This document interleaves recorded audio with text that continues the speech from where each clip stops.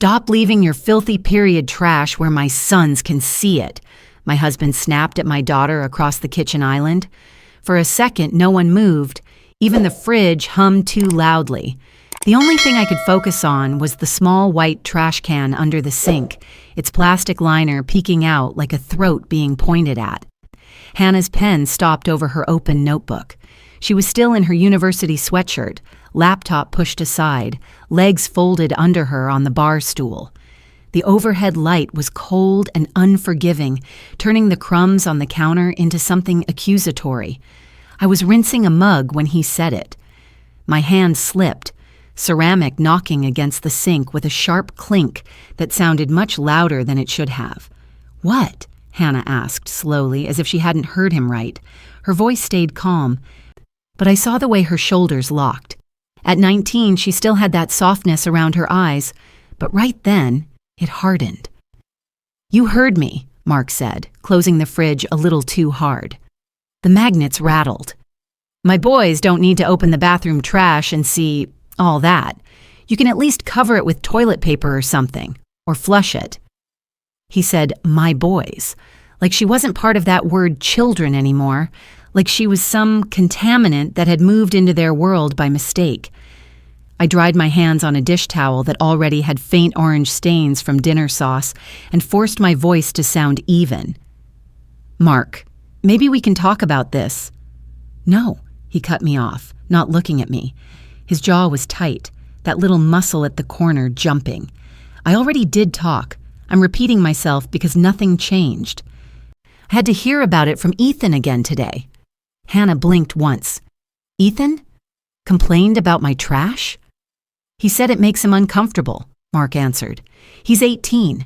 They're all teenage boys. They don't want to see your stuff just lying there." She let out a breathy laugh that didn't sound amused at all. "You mean the same bathroom where they leave beard trimmings all over the sink and socks on the floor and God knows what on the toilet seat?" "Hannah," I murmured, a warning, but my voice came out thin. She didn't look at me. Her eyes were fixed on Mark. "It's a bathroom, Mark. That's where bodily functions happen, including mine." He picked up the bread knife, then put it down again without cutting anything, like he needed something in his hand just to have somewhere to put his anger. "Don't get cute," he said. "It's unhygienic. If you're going to live here, you follow the rules. Wrap it up. Put it in bags. Do something." "Hygienic?" she repeated, her mouth twisting. This from the man who sheds like a golden retriever and has 3 sons who think changing the toilet roll is optional. I winced. I could feel the heat rising in my cheeks. The air in the kitchen went solid. "Hannah," I said, a little sharper, "that's enough." She finally looked at me. For a split second, her eyes softened, like she was checking whose side I was on. My heart clenched because I didn't even know yet. Mark folded his arms, leaning against the counter. "You think it's funny?" he asked Hannah. "It's not funny that my sons have to see bloody things in the trash every time they brush their teeth. It's disgusting." The word hung there. Disgusting. Not the trash. Not the pads. Her. Hannah's jaw tightened. She reached for her pencil and set it down again, like her hands didn't know what to do. "It's not disgusting," she said quietly. "It's my body. It's exactly where it's supposed to be." "Well, your body can be more considerate," he shot back. "At least, hide it." I grabbed onto the edge of the counter. The granite felt cold under my palms. There was a tiny coffee ring he hadn't wiped earlier, a dark circle around nothing. I stared at it because it was easier than watching my husband and my daughter stare each other down across my kitchen. "Mark," I tried again, forcing my voice into something measured. "The trash can has a lid. It's not like she's smearing it on the walls. Maybe the boys could learn to live with it. This is their first time actually living with women." He turned his head toward me, slowly. His eyes were calm, but there was that flatness I'd started to recognize lately. "So they should just get used to it?" he asked. "Used to seeing blood every time they take a shower? That's what you want?" "I want them to grow up," Hannah said before I could answer. It's not horror movie blood. It's literally the reason they exist. Her voice shook on the last word, just a little. I heard it because I'm her mother. I hear every crack. Mark sighed loudly like he was exhausted by all this. Look, I'm not asking for the moon, he said. Just be discreet. Wrap it in tissue, put it in a bag. I don't want them traumatized by your cycles. Traumatized? She repeated, incredulous now. By a wrapped pad in a trash can with a lid? Do you hear yourself? He pushed away from the counter, coming around to stand closer to her side of the island. Not too close, but enough that I felt my body tense up. This is my house, he said. I paid for it. I raised my boys in it. We opened it to you. The least you can do is not leave things lying around that make everyone uncomfortable. She stared up at him, her face pale under the harsh lighting. For the first time since we moved in, she looked like a guest instead of someone who lived here, like she was calculating how little space she was actually allowed to take up. Your boys leave their underwear on the bathroom floor, she said, more quietly now. Are we going to put those in sandwich bags too? Hannah, I said again, but my throat was dry. I knew what she was really asking. Where does this end? What else about her body would become negotiable? Mark spread his hands. This isn't a discussion. I'm telling you what needs to happen. From now on, you wrap it or you find another bathroom. Silence crashed over us. The refrigerator hummed. The heating kicked on with a dull metallic clank. The kitchen clock ticked too loudly. Hannah's fingers curled slowly around the edge of her notebook. Her nails were short and bitten down, the way they got during exam season. There is no other bathroom, she said. We all share that one. Remember? Then figure it out, he replied. You're almost 20. Act like it. He walked past her, grabbing an apple from the fruit bowl on his way. The motion jostled the bowl, and one of the oranges rolled, bumped into her notebook, and stopped. He didn't look back as he left the kitchen, his footsteps receding down the hallway toward the living room. The sound of the TV clicked on a moment later. Some sports channel. His normal life resumed.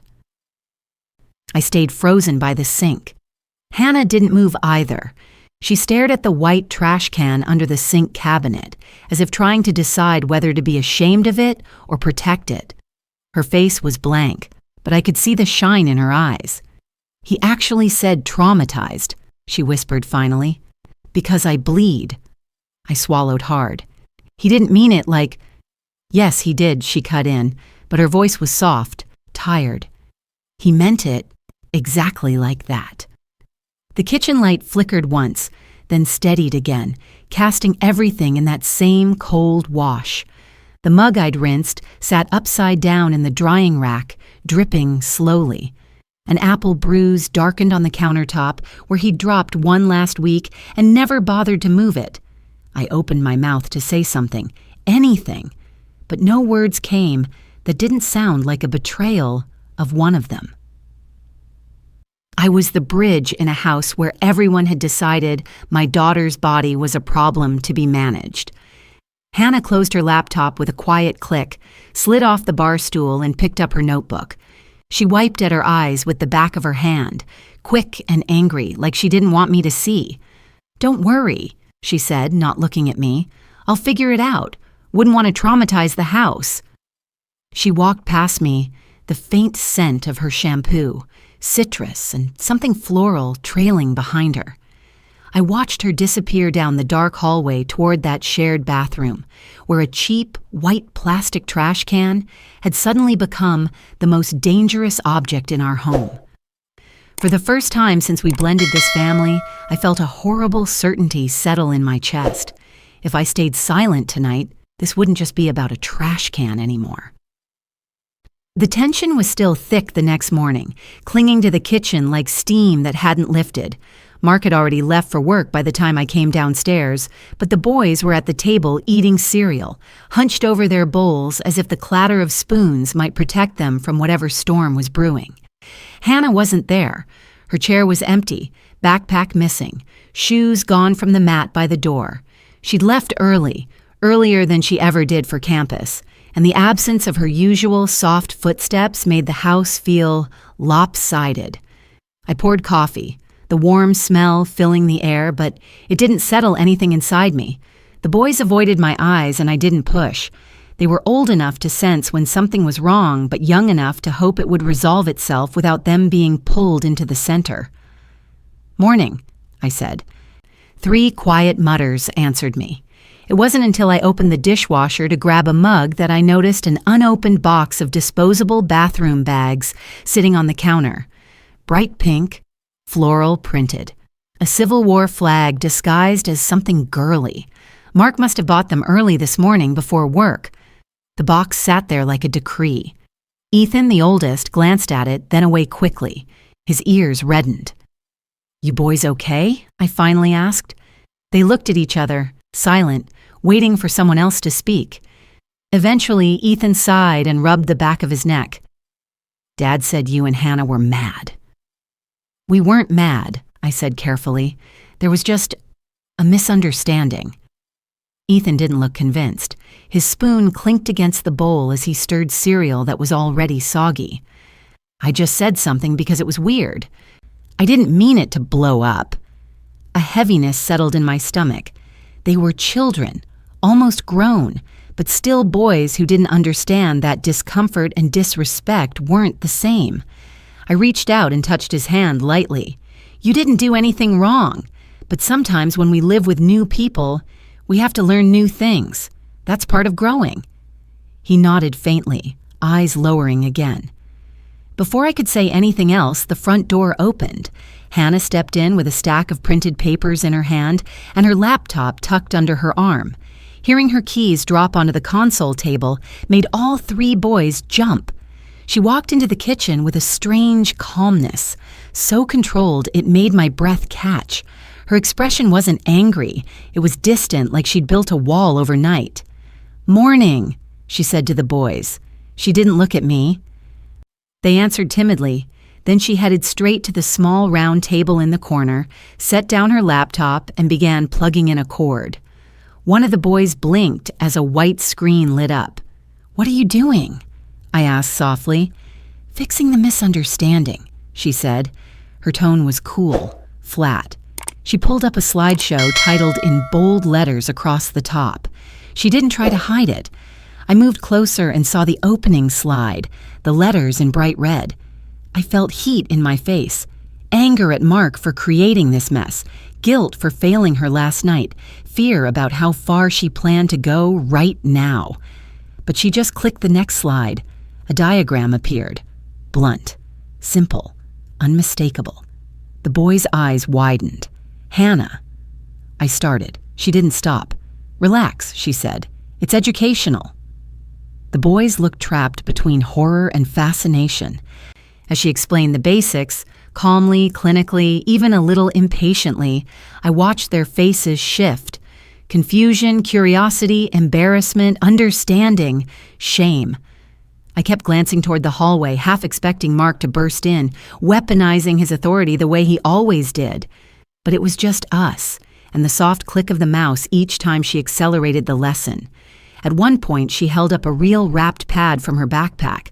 All 3 boys nearly fell out of their chairs. She didn't smile, didn't tease. She just placed it on the table like a paperweight and continued explaining disposal methods, environmental impact, septic system issues, things Mark had dismissed as excuses. I could feel her frustration in every precise, steady sentence. I could also feel her hurt in the way she never once looked at me. That hurt was worse. When she finished, she clicked to a final slide that simply read, "If you don't understand something, ask instead of shaming." Silence filled the kitchen. No refrigerator hum, no chair scraping, just breathing. Ethan swallowed hard. Hannah?" She lifted her eyes, expression unreadable. "I didn't know," he said. "I wasn't trying to be rude, I just didn't understand." Her shoulders relaxed half an inch. "I know," she said, "but it still hurt." The middle boy murmured, "Sorry." The youngest whispered, "Me too." She nodded once. "Thank you." Then she began packing up her laptop, as if the morning had been nothing more than a lecture she'd scheduled. The boys slipped out of the kitchen quietly, whispering among themselves, absorbing something new in the way kids do when they realize adults can be wrong. I waited until the boys were gone before I spoke. "You didn't have to do that." Hannah kept her eyes on her charger cord as she wrapped it tightly, too tightly. "Yes," she said softly. "I did." She looked up then, and her composure cracked for the first time. Just a little. Enough for me to see the anger and humiliation beneath it. "You let him talk to me like that," she said. Not loud, not cruel, just the plain truth of it. My throat closed. "I tried." "No," she said. "You watched." The words hit harder than anything Mark had said last night. I felt them lodge under my ribs. She slung her bag over her shoulder and walked past me toward the stairs. Her voice drifted back, barely above a whisper. "I won't let him treat me like a problem he has to contain." I stood alone in the cold kitchen, coffee cooling untouched in my mug. The pink box still sitting on the counter like a warning. Mark would see it all when he got home. He would hear the boys' version. He would notice the tension. He would feel control slipping. And something in me knew he wouldn't take that lightly.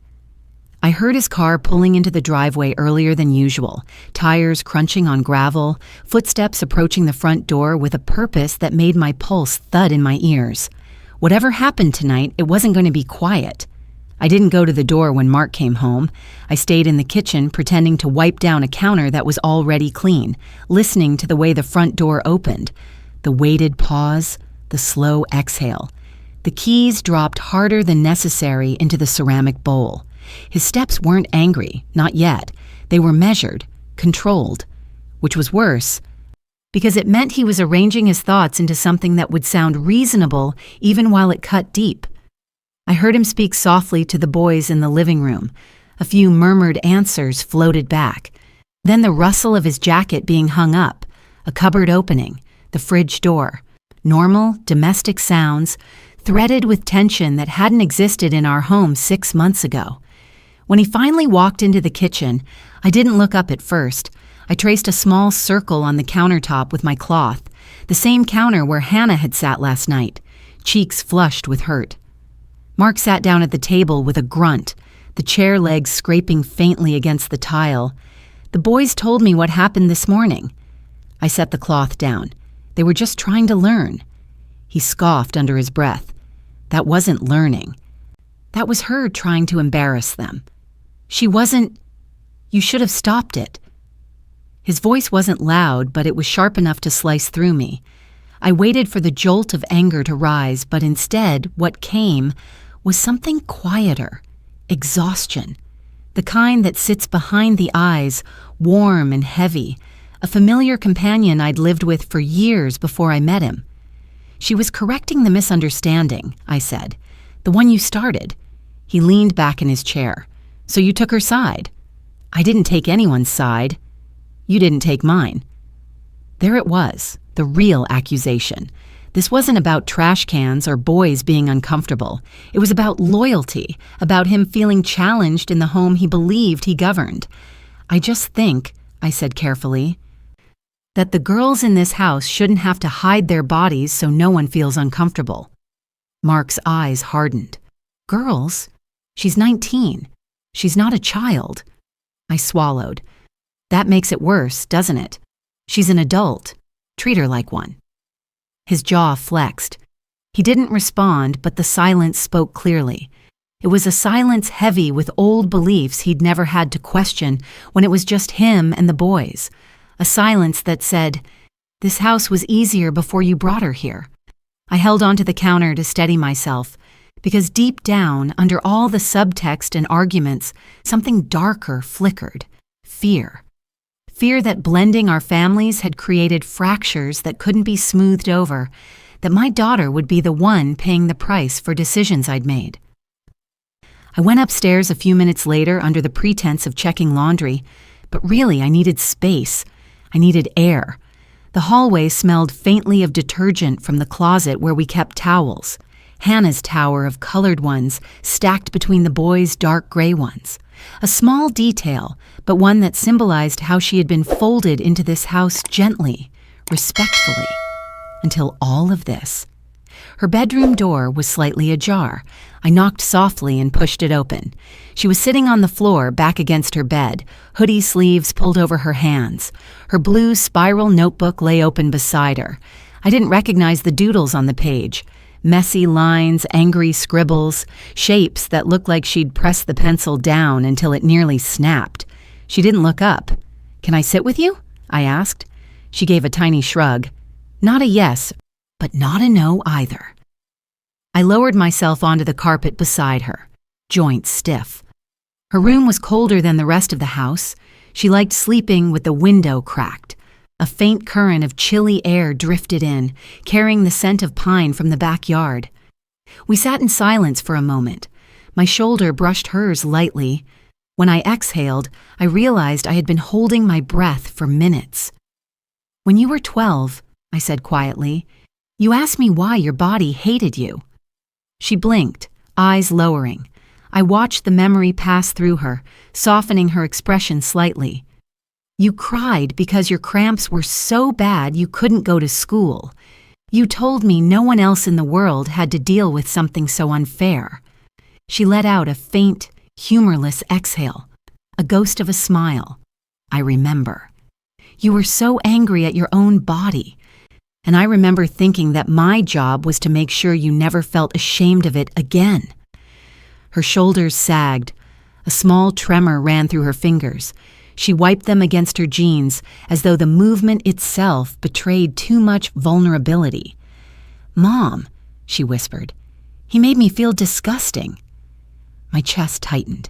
Hearing her say it so plainly, without sarcasm, without self-defense, was like being punched. "I know," I whispered back. "I know he did." She looked at me then, really looked. Her eyes were glossy but steady. "And you didn't say anything." A flush of shame climbed up my throat. I tried to calm it down.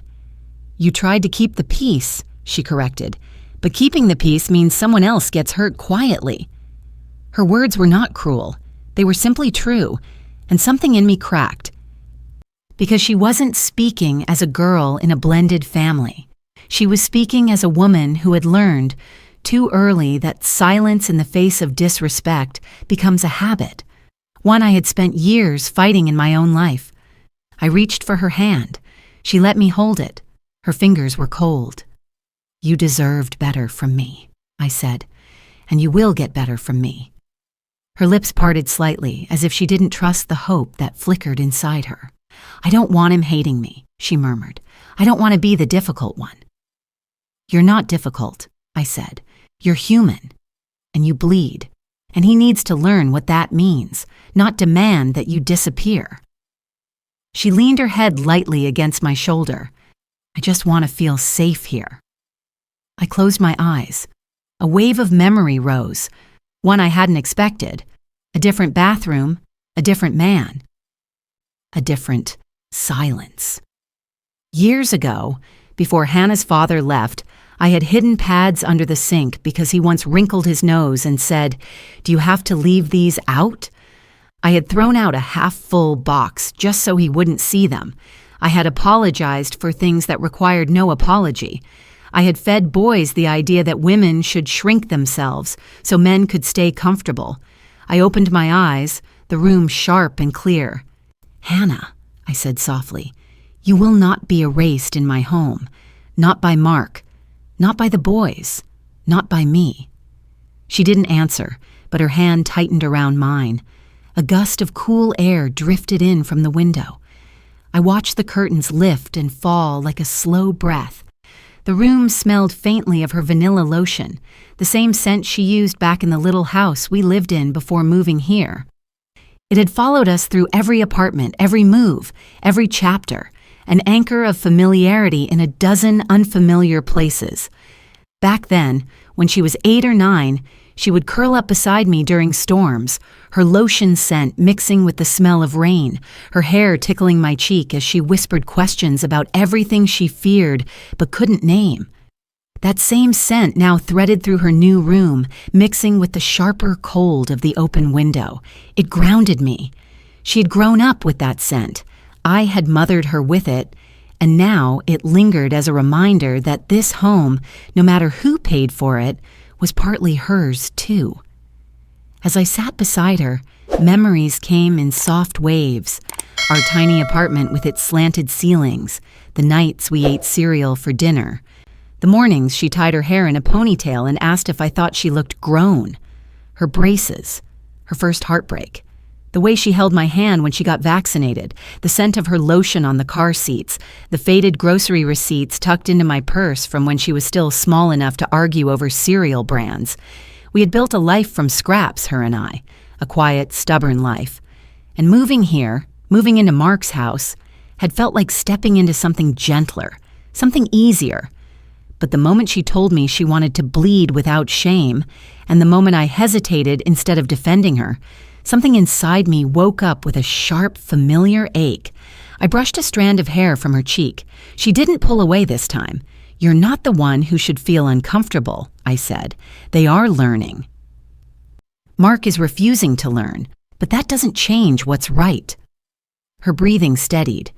"Do you think he'll calm down?" she asked. I hesitated. "I think he'll try to assert control." She nodded slowly. "He already tried." "How?" She swallowed. "He told me this afternoon that if I'm going to act provocative, I should expect people to react." Blood rushed to my ears. "Provocative?" She nodded again, small and tight. "Because of the presentation." Heat flared across my chest. "You weren't provoking anything." "He doesn't see it that way." I felt the old exhaustion again, but this time with a hot edge, a sharper one. I opened my mouth to respond when I heard Mark's voice drifting up the stairs. He wasn't angry, not loud, but purposeful in a way that made Hannah straighten, her hand slipping from mine. He was calling my name. I stood up, my knees stiff, my pulse a dull thud in my throat. Hannah hugged her notebook to her chest, like a shield. "I should go talk to him," I said quietly. She looked away. "I know." I reached the doorway and paused, watching her from the threshold. The light from the window fell across her face, catching the lingering sheen in her eyes. She looked so young in that moment, and also not young at all. She looked like someone who had learned, too early, how silence shapes a woman's survival. I hated that I had added to that lesson last night. As I stepped into the hallway, Mark called my name again, sharper this time. I glanced back at my daughter once more before I walked away, and as I moved toward the stairs, my heart sank with the quiet certainty that whatever came next, it would not be simple. My hand rested on the banister, knuckles whitening, because downstairs the man I married was waiting, and he had the tone of someone preparing to make a point he expected me to accept. I inhaled slowly, steadying myself, but the chill running through the house told me that this conversation was going to leave a mark. When I reached the bottom of the stairs, the house felt colder than it had any right to be. Not physically, just in that strange emotional way where the walls seem to tighten and the air grows thin. Mark stood near the kitchen doorway, arms crossed, like he'd been waiting for me to appear. The late afternoon light filtered through the blinds, striping his shirt in sharp lines that made him look even more rigid. "We need to talk," he said. The way he said it made my pulse tighten. I nodded and stepped into the kitchen. The pink box of disposal bags still sat on the counter where he'd left it, bright and jarring. His eyes flicked toward it, then back to me. "What happened this morning wasn't acceptable," he began. I steadied myself. "What do you mean?" He let out a slow breath. "You know exactly what I mean. Hannah embarrassed the boys. She made a spectacle out of something private." "She educated them," I corrected gently. "Because we didn't." His jaw tightened. "You're defending her. I'm explaining her. She doesn't need explaining." His voice sharpened. "She needs boundaries." Something inside me tightened. Boundaries. That word that men often used when they meant control. "Mark," I said, "she feels humiliated." He scoffed. "She feels humiliated. She's the one who—" "Mark," I cut him off softly. "She's hurting." And this entire situation started because her body made your sons uncomfortable. He stared at me, stunned for a beat, as if he couldn't believe I'd said something so radical. Then his eyes cooled. "So that's the angle you're taking." "It's not an angle," I said. "It's the truth." His silence was heavy, stretching across the room. From upstairs, I faintly heard the boys moving around, their footsteps soft, hesitant. They knew we were talking. They just didn't know which way the earth was shifting beneath them. Mark finally spoke. "Are you forgetting this is my house?" The words hit like a slap, not because of their volume, but because of the reminder embedded inside them, the power imbalance he believed existed. I lifted my chin. "It's our house," I said quietly, "or it's supposed to be." He stepped closer, lowering his voice but sharpening it. "I won't have her undermining me. I won't have her teaching my boys things I don't approve of." My breath caught. "Your boys," I repeated. He didn't flinch. "And Hannah?" I asked. "What is she to you?" His mouth pressed into a flat line. "Someone who needs to learn her place." A cold wave rolled through me. He must have seen the look on my face because he added quickly, "I didn't mean it like that." "Yes," I whispered. "You did." He opened his mouth to respond, but footsteps suddenly sounded behind us. Ethan lingered in the doorway, shifting awkwardly, glancing between us. His voice was tentative. "Dad, can we talk for a second?" Mark stiffened. "Not right now. Please," Ethan insisted, which was unusual for him. "It's important." Mark sighed and turned toward him. I stepped aside, crossing my arms. Ethan glanced at me, a flicker of hope or uncertainty, and then spoke. "We don't want Hannah to leave," he said. Mark blinked. "What?" "You think she embarrassed us, but she didn't," Ethan said. "She just showed us something we should have already known." The air felt suddenly sharper. "And we like her," he added. "She's good to us. She helps with homework, she listens, she jokes around. She's family." Mark stared at him, and in that moment the tension shifted, but not in the direction I hoped. Something behind his expression hardened deeper. "So now you're taking her side too?" Mark asked. Ethan's brows knit. "Dad, it's not about sides. I don't need a lecture from you," Mark snapped. Ethan flinched. A small sound escaped him. Not pain exactly, but something close to it. I stepped forward. "Mark." He held up a hand to stop me, not even looking at me. The gesture cut through me more sharply than words. Ethan lifted his chin. "I'm not trying to fight. I just don't think Hannah did anything wrong." Mark's voice dropped low, quiet and pointed. "You're a child. You don't decide what's wrong in this house." Ethan's throat bobbed as he swallowed. "But we live here too." "Go upstairs," Mark ordered. Ethan hesitated, eyes shining with something wounded, then turned and walked away without another word. And that was the moment something inside me snapped. Not loudly, not dramatically, but quietly and irrevocably. A shift, a realization, a line drawn. Mark turned back to me. "This is what happens when you let her influence them." "She isn't influencing them," I said. "They're just growing up. They're learning empathy." "You should try it." His face darkened. "You're pushing me." "I'm asking you to look at yourself." He stepped closer, the space between us shrinking. His voice dropped lower. "Don't forget who brought you into this house." The words hit like a hard knock to the chest.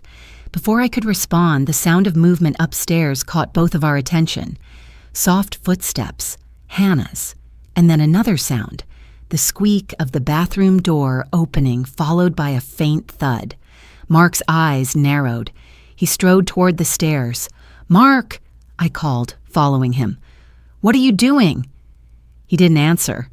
He climbed the stairs with heavy steps, turned down the hallway, and stopped in front of the shared bathroom. The trash can lid was slightly ajar. Nothing more, nothing dramatic. Just a reminder of the entire argument, sitting there in plain sight. Mark pushed the door open wider. "This," he said loudly enough for the kids to hear, "is exactly what I'm talking about." Hannah stepped out of her room, notebook clutched to her chest. "What are you doing?" "You left it like this," he said, wide open again. "It pops open sometimes," she said quietly. "It's a cheap lid." "It's careless," he retorted. "You're being careless." "That's not true." "You're trying to make a point." She flinched. "I'm not." "You want attention." Her face crumpled, just for a second. Then she straightened, holding her notebook tighter. "I want respect," she said calmly. "That's it." Mark exhaled loudly. "Well, you're not getting it by leaving messes. If you can't follow simple rules—" "It wasn't open on purpose," she said, her voice thinner now. "I didn't—" "Enough," he snapped. I stepped between them. "Mark, stop." He ignored me. "If she can't handle a basic expectation, maybe she shouldn't use this bathroom at all." "Where do you expect her to go?" I asked. "I don't know," he said, "but I'm done having this argument." He grabbed the trash can and shoved it against the wall.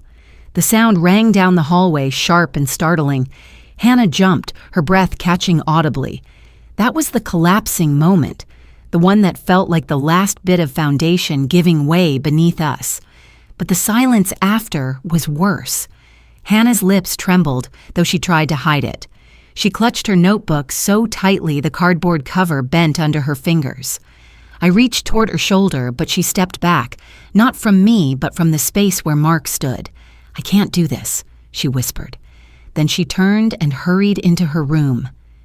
Closing the door softly but firmly behind her, Mark muttered something and walked downstairs, the sound of his footsteps heavy and furious. I stood alone in the hallway, staring at the tilted trash can, the crooked lid, the faint mark on the wall where it had struck.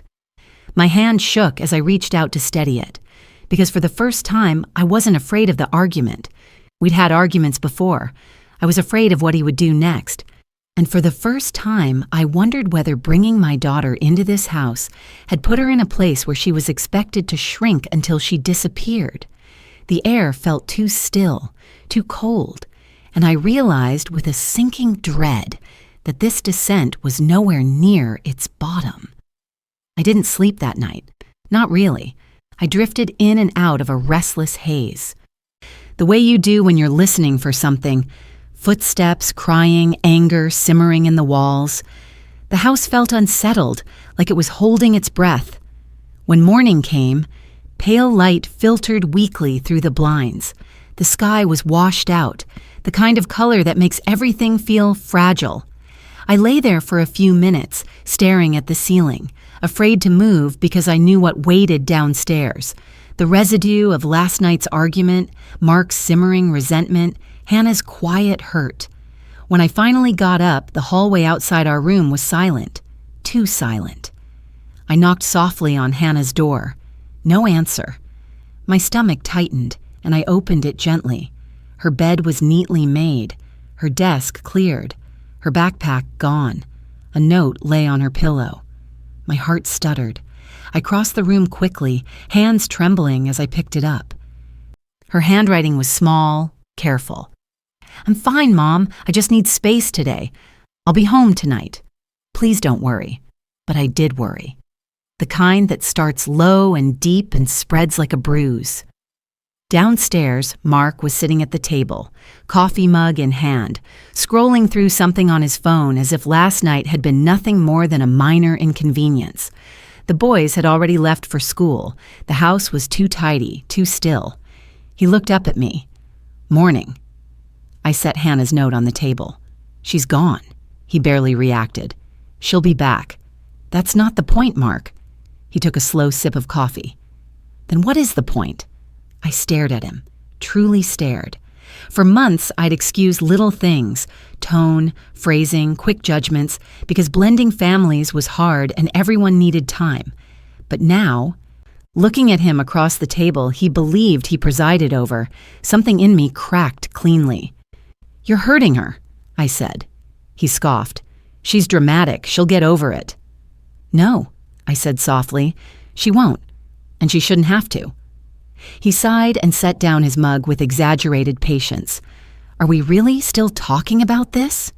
"That trash can," I said, "isn't what this is about, and you know it." His jaw flexed. "Then what is this about in your mind?" "It's about dignity." He leaned back. "Dignity," he repeated, as if it were a foreign concept. "Yes," I said. "You talk to her like she's a problem to be managed. You talk to me like I'm supposed to enforce rules that only make her smaller." His eyes cooled. "This is my house. I make the standards." The words landed differently this time.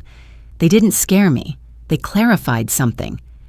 They distilled everything into one chilling truth. He didn't see this as a home we built together. He saw it as his domain, and we were intruders who needed to mold ourselves around his comfort. I exhaled slowly. "I'm not doing this anymore." "Doing what?" "Letting you decide who gets to be comfortable here." He stared at me, quiet but firm. "I'm not the villain you're painting me to be." "You don't have to be a villain to hurt people," I said gently. He didn't like that. His eyes tightened. For a moment, the kitchen fell into a heavy stillness. A fork ticked in the dishwasher. The refrigerator hummed. Outside, a bird chirped once, then went silent. Then Mark pushed back his chair, stood, and walked toward me until he was too close. He lowered his voice. "I will not be made out to be the bad guy because your daughter can't follow basic decency." My breath stilled, held tight in my throat. And then, quietly, without fanfare, the snap happened. Not with shouting, not with slamming doors, with clarity, the kind that feels like cold water against overheated skin. "Basic decency," I repeated. "Is that what you think this is? That she's indecent? I think she's disrespectful," he said. "And if she tests me again, she's going to learn I'm not someone you push." There it was, the edge beneath the words, the one I'd felt developing for weeks but hadn't faced. I stepped back. My hands felt steady in a way that frightened me with its calmness. "She doesn't need to learn fear from you." His expression shifted, surprise, then something darker, like he was recalculating me. "You're making a mistake," he warned. "No," I said. "I made one last night when I didn't stand between you and her. I won't make it again." He exhaled hard, shaking his head. "So what now? You want an apology?" "No." I picked up Hannah's note again, folding it gently. "I want change." He barked a quiet, incredulous laugh. "Impossible." And that word, impossible, hit me like a blunt truth, not because he said it, but because he believed it. I set the note down again, smoothing the creases with my thumb. The room felt oddly still, the light darker. "When she comes home," I said, "I'm staying with her. If you want to fix this, you can talk to her calmly. If you don't, then we'll figure something else out." He frowned. "Figure something else out?" "You heard me," I said softly. There was a flicker in his eyes, a flash of uncertainty. The first crack in the confidence he wrapped around himself like armor. He opened his mouth to respond, and then his phone buzzed on the table, a sharp vibration that cut through the tension like a blade. He glanced at the screen, and something in his expression cooled, hardened again. Not anger, not irritation, something more calculating. He picked up the phone, read the message, and slowly looked back at me. "What?" I asked, but he didn't answer. He set the phone down deliberately, like a card he wasn't ready to show, and in the long, heavy silence that followed, instinct tightened inside me. Whatever line had been crossed last night, whatever shift had happened this morning, something was about to change again, and I wasn't sure which direction it would break. Mark didn't tell me who had messaged him. He didn't tell me why his posture straightened, why his eyes narrowed with a kind of calculating calm that always made my stomach tighten. He simply slipped the phone into his pocket and said, "I have things to take care of today." Then he walked out the door, not slamming it, not hurrying, just leaving, which was worse somehow, because storms announce themselves. This felt like fog rolling in, quiet, creeping, deliberate. The moment the door clicked shut, I exhaled a breath I'd been holding for 6 months. I stood alone in the kitchen, surrounded by reminders of the life we'd tried to blend. Mismatched mugs, leftover cereal bowls, Hannah's laptop charger still plugged into the wall. But all I could think about was the look on his face when he read that message. Not anger, not frustration, strategy. It made my hands tremble as I reached for my phone. I texted Hannah first. "Come home when you're ready. I'm here. I'm on your side." Then I waited. My screen stayed blank. I checked the signal, checked volume settings, checked everything except the truth. She needed space from this house, and maybe from me. I opened the front curtain slightly. Outside, the day was gray, the kind of muted light that makes everything look like a quiet photograph. A soft drizzle had started, speckling the porch and the mailbox.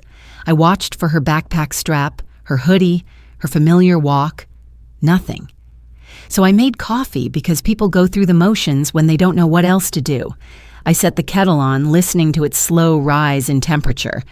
That's when I noticed the trash can, still crooked, still slightly dented on one side. I walked to the hallway and righted it, pressing the lid gently until it settled. The simplest action in the world, but it carried weight, because for the first time I was touching it not as an object in an argument, but as evidence of the way someone had been treated. My phone buzzed suddenly. I jumped. A text from Ethan. "Dad wants to talk to us later. Just us boys." My heart dropped. Segregation, division, control. I typed quickly, "Do you know what it's about?" His reply came fast. "He's mad. About this morning. About everything." I rubbed my temple. When boys grow under men like Mark, they learn to brace themselves early. Another message. He told us not to say anything to Hannah. My breath caught. That wasn't a father wanting peace. That was a man building sides. "Thank you for telling me," I typed. "I'm worried, Mom," he wrote back. And that word, Mom, stabbed something tender inside me. He'd used it more in the last 6 months than in the years before. I'd tried to hold on to that bond, cultivate it slowly, but now I felt its fragility, like a thread stretched too thin. I didn't want my daughter to be the cost of their acceptance, and I didn't want the boys to inherit his blindness. The kettle whistled sharply, startling me. I turned it off and sank into a chair. I needed to think. I needed to plan. I needed to understand what was happening beneath the surface of this house. I pulled Hannah's note from my pocket and smoothed it on the table. Her handwriting was steady even when she wasn't. "I just need space today." Her lotion scent lingered faintly on the paper. Vanilla, warm, familiar. The same scent that had been an anchor through our hardest years. I closed my eyes and breathed it in. That scent always grounded me. Reminded me of long evenings braiding her hair, of cleaning grocery store lipstick, swatches off her wrist, of picking her up from dance practice in our old beat-up car. I couldn't let her come home to a version of me that faltered. Not again. Not after yesterday. I grabbed my own notebook from the drawer, an old blue-covered one I used for grocery lists and budgeting. My handwriting wasn't as neat as hers, but the act of writing steadied me. I wrote a list. Talk to the boys privately. Make sure Hannah feels safe. Document conversations with Mark. Keep doors unlocked when he's home. Keep my phone charged. Do not let him isolate anyone. Pay attention to what he's planning. I paused. The ink pooled slightly under my pen. This wasn't how married women were supposed to strategize, but something deep in my bones knew. If I wanted to protect my daughter, if I wanted to protect all our kids, I needed clarity, not denial. I flipped to the next page. What could he be planning? I whispered. Financial leverage, house rules, punishments disguised as boundaries, conversations designed to divide. Men like Mark didn't always explode. Sometimes they rearranged the room around you until you couldn't tell what was off, only that it wasn't safe anymore. A sharp knock on the door jolted me upright. Not the bell, knuckles, firm. I approached cautiously and peered through the peephole. My heart dropped. It was Mrs. Porter, our neighbor. She stood in the drizzle, holding a folded piece of paper. Her mouth was pressed into a sympathetic line. I opened the door. "Is everything okay?" She handed me the paper gently.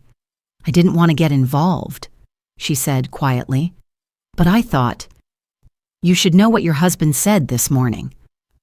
A cold wave washed through me. "What do you mean?" "He stopped me at the mailbox," she said. "He told me there were issues with your daughter, that she was causing trouble for the boys, that he might have to make some household changes." Household changes. The phrase made something inside me twist. She continued softly, eyes apologetic. "He said he was putting his foot down." I felt my throat tighten. Slowly, I unfolded the paper she'd given me. It was a flyer, a rental listing, a one-bedroom unit across town, cheap, sparse, available immediately. My hands trembled. Why did he give this to you?" She hesitated. "He asked if I knew anyone who might be looking for a place. He said he was restructuring the house and downsizing the number of occupants." The wording struck me like a blow. Downsizing occupants. Restructuring the house. He wasn't planning to leave. He was planning to remove. My heart pounded as I thanked her and closed the door. I stood there, clutching the damp flyer, the paper softening between my fingers. He was planning something he didn't want me or the kids to know yet. A plan that involved rooms being emptied, spaces being reassigned, people being pushed out quietly. I looked at the flyer again. One bedroom, on the outskirts of town. Cheap, immediate. A place he could suggest or insist that someone go temporarily. Someone he believed was causing problems. Someone like my daughter. The house felt colder, quieter, like it knew what I had just pieced together. I folded the flyer with shaking hands and slipped it into my notebook, right beside Hannah's note. The kettle clicked as it cooled, a soft metallic tap. My breath fogged faintly in the kitchen air, though the room wasn't cold enough for that. It felt like the house itself was holding something in. And as I stood there, surrounded by artifacts of our lives, the trash can incident, the boys' fear, Hannah's hurt, the flyer in my hand, I knew with absolute clarity, whatever he was planning, I had to be ready before he made his next move, because he had drawn a line, quietly, strategically, and now, so had I. I waited for him to come home with a feeling I hadn't had in years, a quiet, steady readiness, not fear, not anger. Something like resolve settling into my bones, filling the spaces where hesitation used to live. The boys stayed mostly in their rooms, the house muffled under the weight of anticipation. I kept listening for Hannah's steps outside, but each sound turned out to be a passing car, a leaf blower, the mail truck. By late afternoon, the rain had stopped, leaving the street damp and shining like a sheet of dark glass. A gray heaviness pressed down on the neighborhood. Mark's car finally pulled into the driveway just after 5. I stood in the living room doorway watching the headlights sweep across the walls before clicking off. He walked inside calmly, too calmly. He hung his jacket, wiped his shoes on the mat, and set his keys in the bowl with the quiet precision of someone performing a ritual he'd already rehearsed. My notebook with the concealed flyer lay on the coffee table. I didn't touch it. Not yet. He looked at me.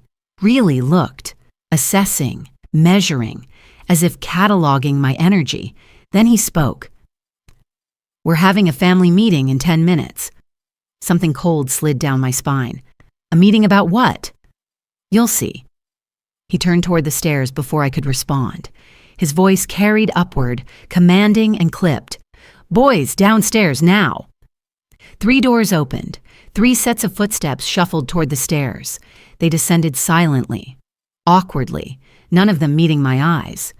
Ethan lingered at the landing until Mark called sharply, "Let's go." That tone, the one that left no room for negotiation, made my stomach clench. We gathered in the living room.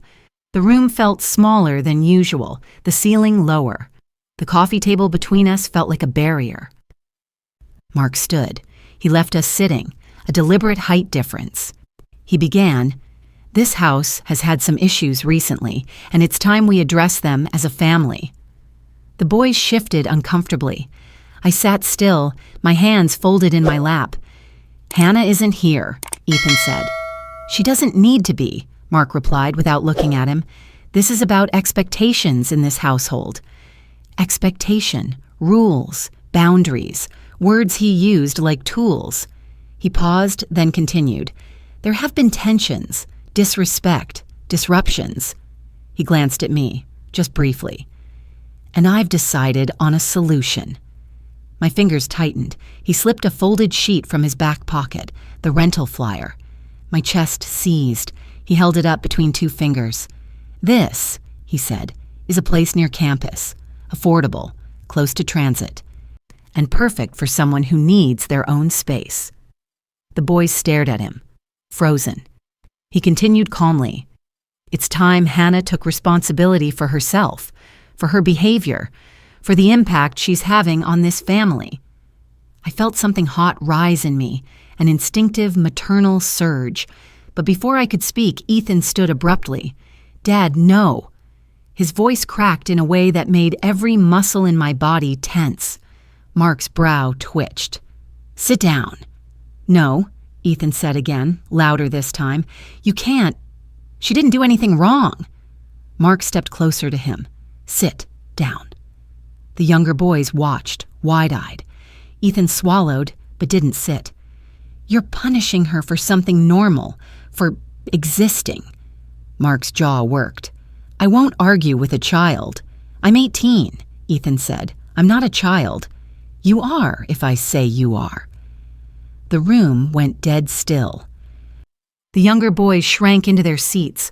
I rose slowly. "Mark," he turned on me sharply, "not now." "No," I said, voice steadier than I'd expected. "Now." He stiffened. "Don't do this." "You planned this," I said. "You planned to remove her, quietly, strategically." His eyes flashed. "You're twisting things." "Am I?" I stepped closer, lifting the flyer from his hand without asking permission. "You gave this to our neighbor. You told her you were downsizing the occupants in this house." His face went rigid. "She misunderstood." "She quoted you," I said. The boys looked between us, breathless. Mark's mouth opened, then closed. His silence lasted a little too long. The truth had landed. But I wasn't done. I turned to the boys, my voice gentler. "I need you to hear this. Your stepsister is not being pushed out of this house." The youngest exhaled shakily, relief flickering across his face. Mark stepped forward again. "You're undermining me." "I'm correcting you," I said. He blinked slowly. "You think you're stronger than me now?" "No," I said. "I think I'm finally not afraid of you."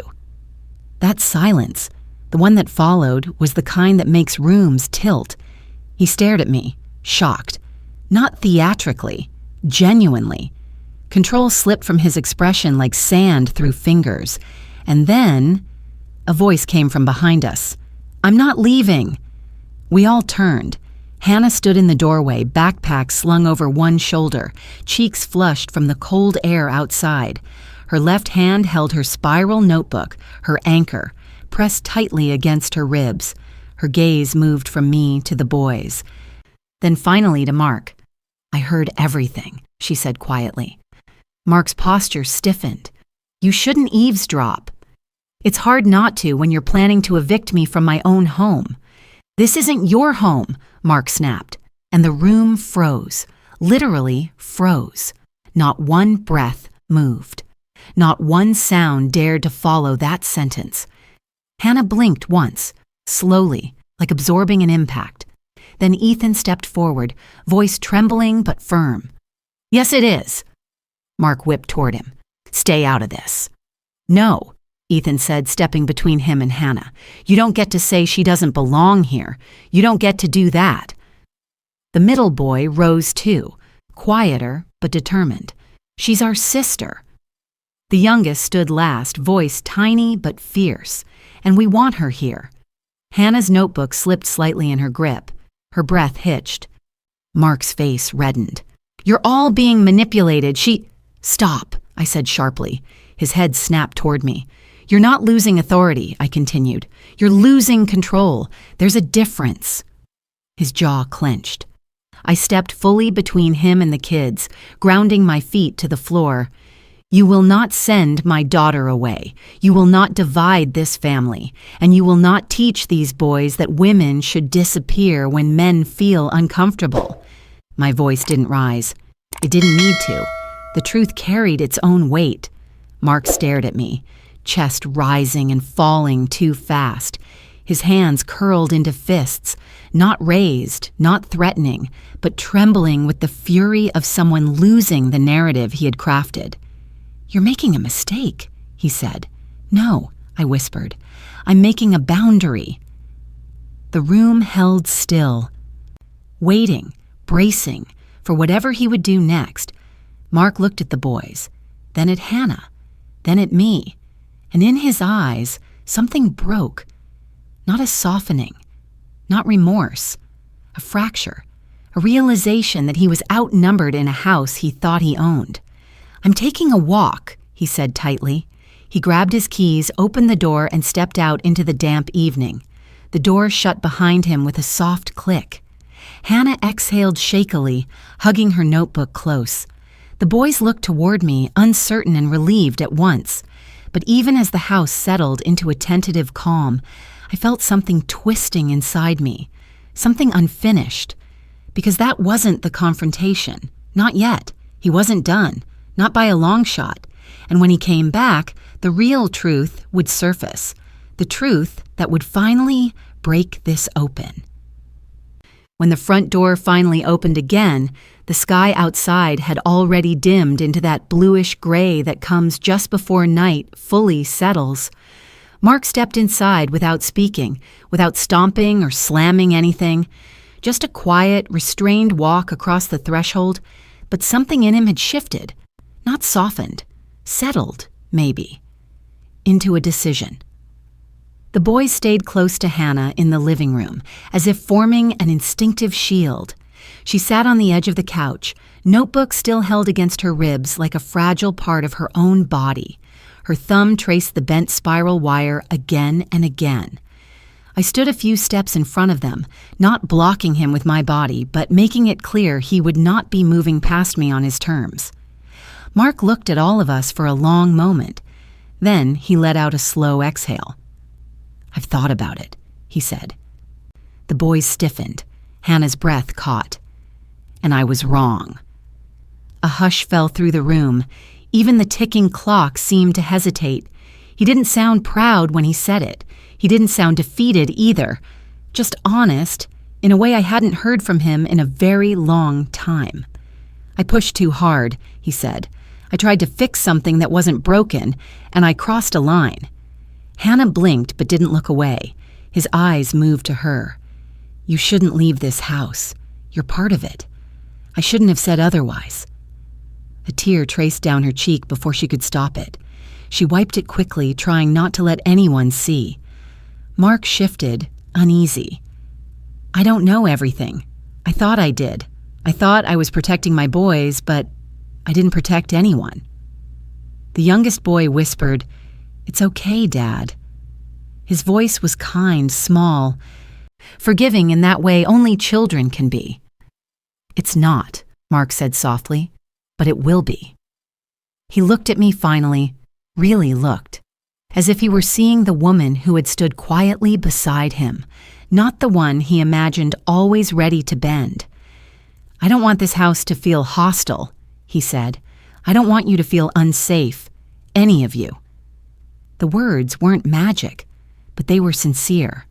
And sincerity, even imperfect, was something to rebuild from. I breathed out slowly. "Then we move forward differently." He nodded. "Yes, differently. No one rushed to hug him. No big sweeping moment closed the gap, but the air softened. The room exhaled with us. The boys sat a little straighter. Hannah loosened her grip on her notebook. We were not healed, we were not fixed, but we were no longer on the brink.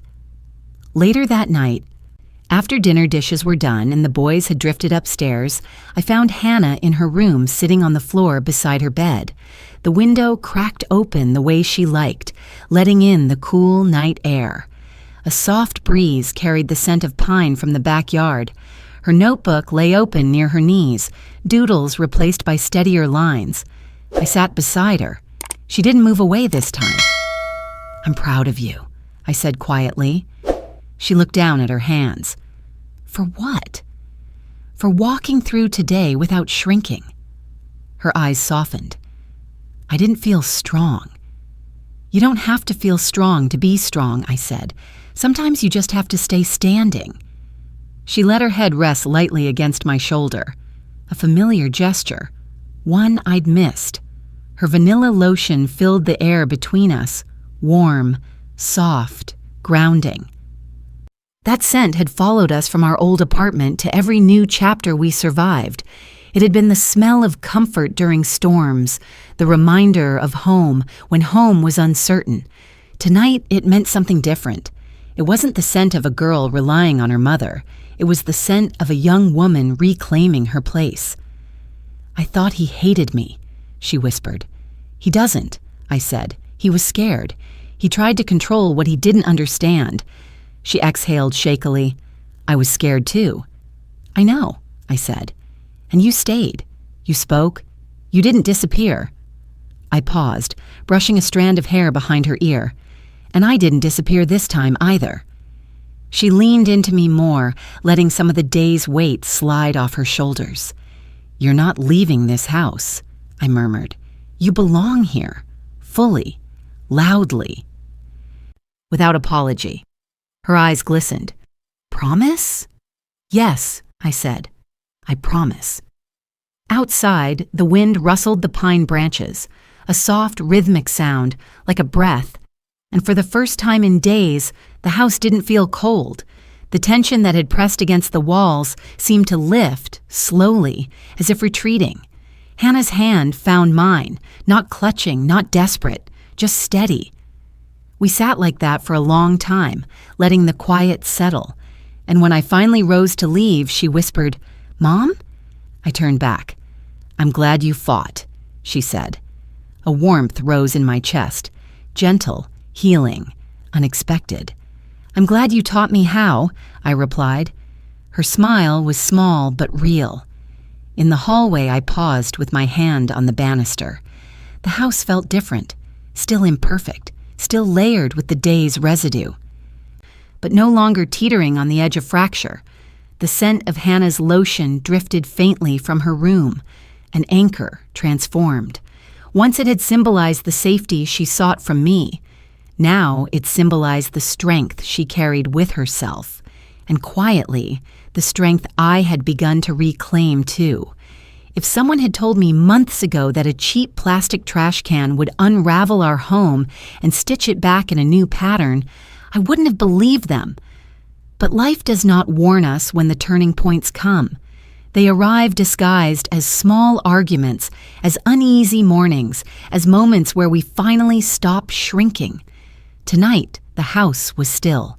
Not silent, just finally at peace. And in that soft, fragile quiet, I felt something inside me settle in place, something like home. The scent of her vanilla lotion still lingers on my sleeve tonight. But it no longer smells like worry to me.